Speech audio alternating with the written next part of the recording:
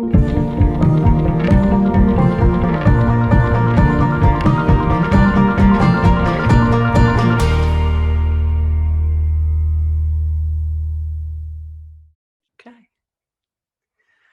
Greetings, I'm Jane Watts, and I'm a deacon in the conference. I live in Ruston with my husband, Tucker, and my appointment is to the Ross Lynn Charitable Foundation. And we do work primarily in North Louisiana, but also have outreach elsewhere. When I think about my journey and my call story, how I became clergy, I think back that my life has always been about journey and path and way that leads on to way, as Robert Frost wrote. So to recount what led me to ordination would be for me to tell you about my journey. When I think back on the question of what is often asked of young people, what do you want to be when you grow up? The image that comes up in my memory is when I was about 8 years old. I remember that I wanted to be a nun. Now, I would like to say that my inspiration was a deep spiritual call and a knowing of one's hunger to be set aside for and with God. But actually, it was from the impression made on me from the 1945 movie, The Bells of St. Mary, starring Bing Crosby and Ingrid Bergman. I was intrigued by the essence and the life of the nun, who was played by Ingrid Bergman, and the way that she seemed to be close to God.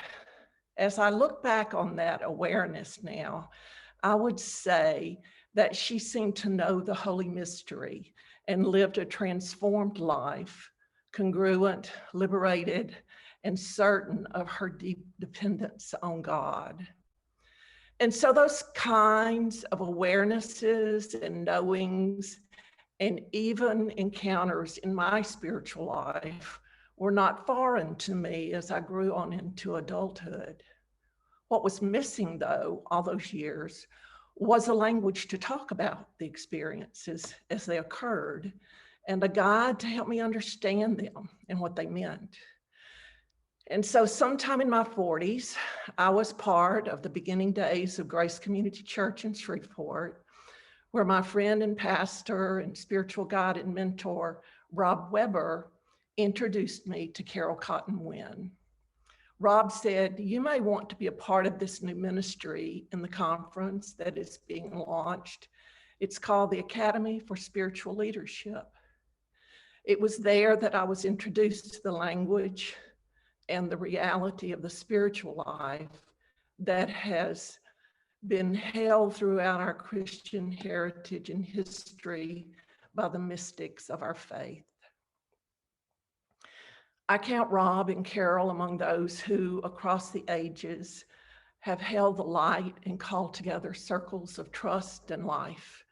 Through the Academy, hundreds from our conference and beyond were invited to taste and see that the Lord is good.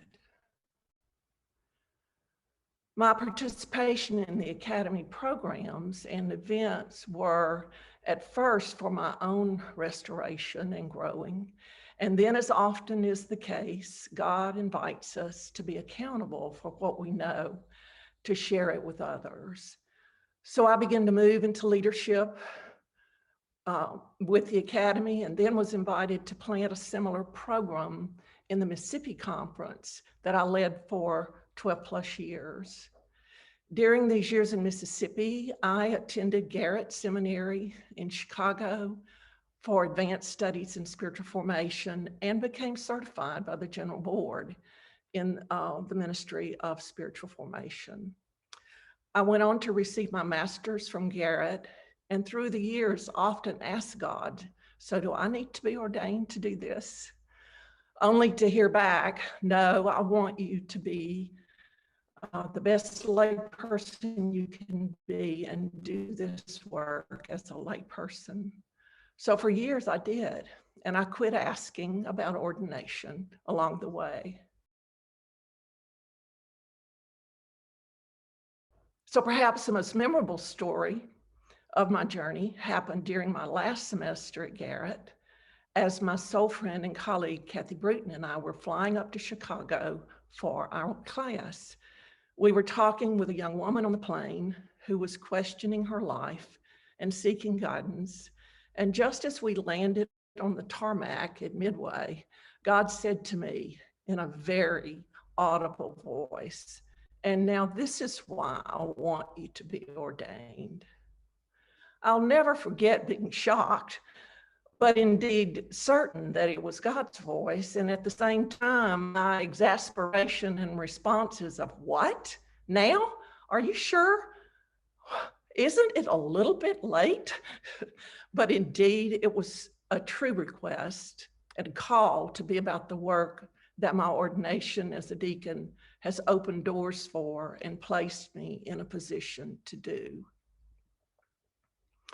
My provisional time began in Mississippi, and then, as many of you know, the death of my son Ross occurred in 2013, and we, Ross's family, launched the Ross Lynn Charitable Foundation. All of this brought Tucker and me back to Louisiana, where I finished out my provisional work and was ordained and appointed to the work of the foundation, where we offer programs for individuals to grow and be transformed and have opportunity to respond to their creativity and calls. We challenge our participants to give back to their communities and live their best lives.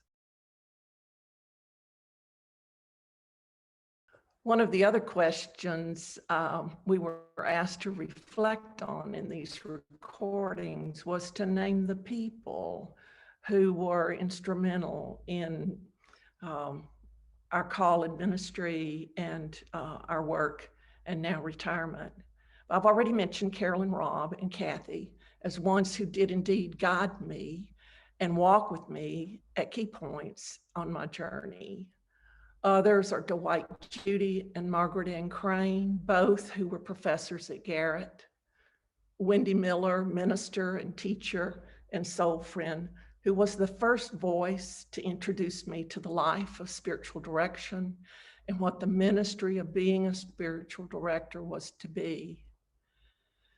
And others are Becky Youngblood and Andy Johnson from the Center for Ministry in Mississippi, Karen Bonner from Jackson, Mississippi, who introduced me to dream work, and my first spiritual director, Mark Glenn from Shreveport, who was my director and companioned me into the inner life using the language and the work of the Enneagram and dreams.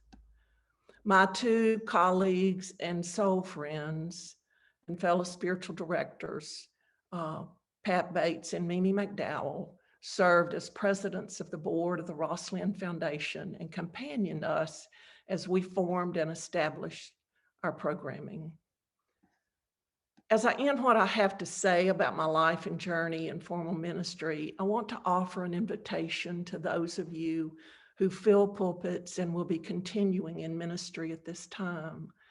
The challenges that are before you are unprecedented, but it is my hope that in trying to restore the church communities in the way that church is done, that the messages shared will be fresh and restorative, or nothing will change. I invite you to draw close to the holy and listen deeply as to how we are to live and move and have our being as people of faith going forward. If you don't have a spiritual director, consider getting one. Work with your director in discernment, listening to what God wants said and what worship could be like. May the good news truly be fresh and new and of the Spirit, and not stale and ego-driven and filled with judgment. We are Easter people. We know kingdom life. It is within us. Healing and hope and restoration and redemption are for the here and now. Let us share this good news together. Thank you.